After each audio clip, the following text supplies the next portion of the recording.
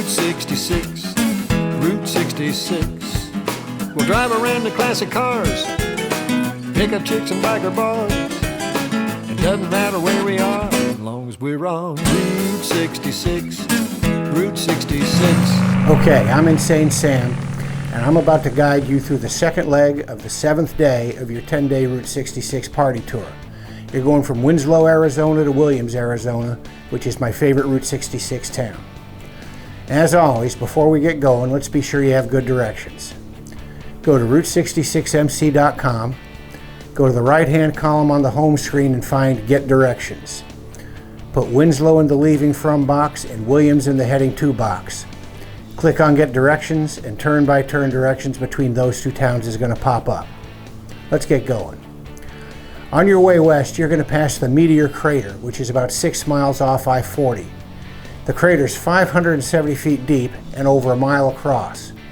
It was formed 50,000 years ago when a 60,000-ton meteor slammed into the countryside. They charge a hefty fee to get in there, but it's a pretty cool place. The Two Guns Ghost Town was a tourist destination named after Henry Two Guns Miller, who killed a neighbor who was operating a competing business. Miller pled self-defense and was acquitted even though the victim was unarmed. This ghost town's a lot bigger than it looks from I-40, and it's worth a stop to explore. Two Guns was near Canyon Diablo, which was founded in 1881 as a railroad construction camp.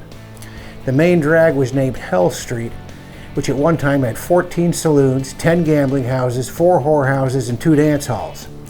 The first sheriff assumed office at 3 one afternoon and was killed 8 o'clock that night. There were 5 more sheriffs, and none of them lived more than a month. This place was so tough that at one time cowboys, they dug up a dead guy so they could have a final drink with him. Twin Arrows opened about 1949 as the Canyon Padre Trading Post. The 20-foot tall Twin Arrows, which are made out of telephone poles, were constructed in 1954, and the trading post was renamed after its high-popping new structures. There once was a curio shop, a gas station, and a diner. It closed in 1998 and deteriorated very quickly after that. There's a $200 million Navajo casino nearby that opened in 2013. Maybe the casino traffic will encourage restoration efforts to this neat old site. When Bobby Troop was telling you how to get your kicks on Route 66, he warned, don't forget Winona. Well, Winona's hard to find these days. About all that's left is an abandoned bridge. Even so, the detour through Winona is really worth it. You're going to be heading into Flagstaff through some beautiful pine woods with the mountains right in front of you. The smell of the evergreens is one of the things tourists and cars will miss on this great stretch of road.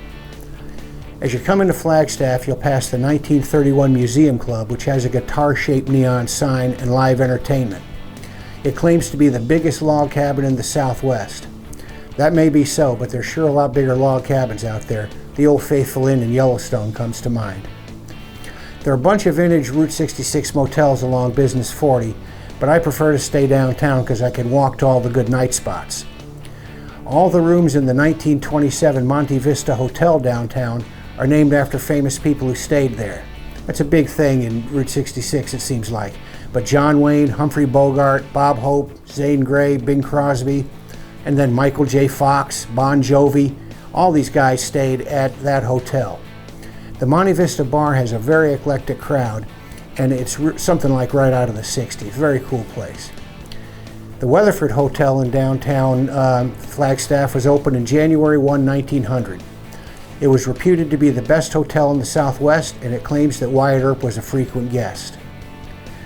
The 1917 Orpheum Theater was renovated and reopened in 2002. It has movies and live entertainment in there. The Lowell Observatory was established in 1894, and this is where Pluto was discovered in 1930. Grand Canyon Harley-Davidson in Belmont is a small shop compared to the huge dealerships you now see everywhere.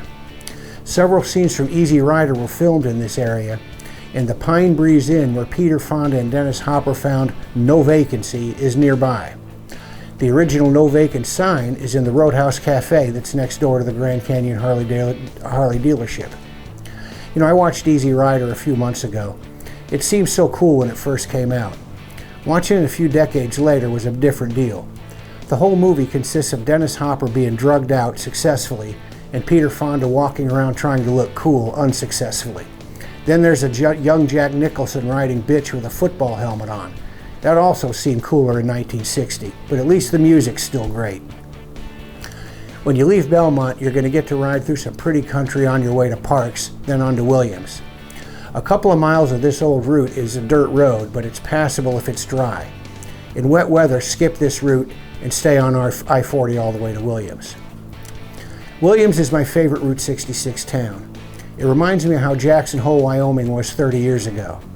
The two towns really don't look like each other, but they have the same feel. The air's fresh and crisp at night, the stars are right on top of you. Folks walk around in cowboy hats and boots that aren't costumes.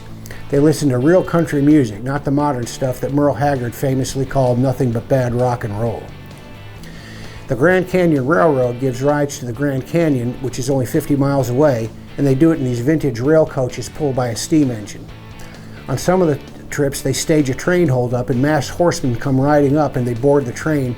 Then they go robbing the passengers from car to car, but they do it for tips. They don't really steal your stuff. The world-famous Sultana Bar has been in continuous operation since 1906 and has the oldest liquor license in Arizona. There's an original tin ceiling that must be 15 feet high. They got trophies like a moose, a mountain lion, a caribou, an elk, all kinds of trophies in there. The Canyon Club down the street is a vintage bar owned by the same guys who own the Sultana. They have cocktails and dancing, and it's actually my favorite bar in Williams. Rod's Steakhouse claims to be world famous. It's an okay spot if you want a big meal, but the small cocktail lounge downstairs is better than the restaurant. The Red Garter Bed and Bakery is a B&B in a restored 1897 saloon and whorehouse. This is one of the nicest places to stay on Route 66. The only thing that could improve the place would be to add a saloon and, maybe bring in some of the former pros. I like to stay at the Grand Canyon Hotel. This is the oldest hotel in Arizona. It's a bit rustic, but it's very reasonably priced by Williams standards and it's right on the main drag.